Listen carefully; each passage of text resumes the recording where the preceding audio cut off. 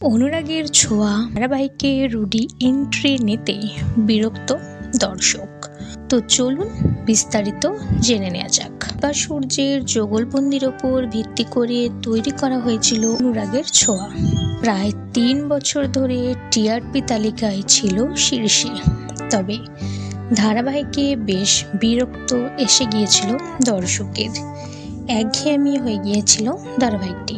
তাই ধারাবাহিকে নতুন চমক আনতে ধারাবাহিকের সমস্ত পুরনো চরিত্রগুলোকে বাদ দেওয়া হয়েছিল, কিন্তু পরবর্তীতে আবার পুরনো চরিত্রগুলোকে একে একে ফিরিয়ে আনা হচ্ছে।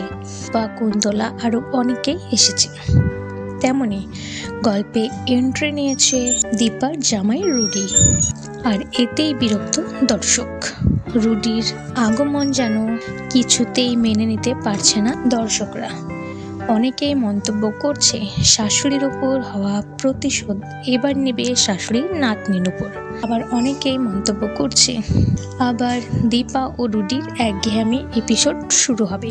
বন্ধুরা, আপনাদের এই বিষয়ে কোনো মন্তব্য থাকলে অবশ্যই কমেন্ট করে জানাবেন।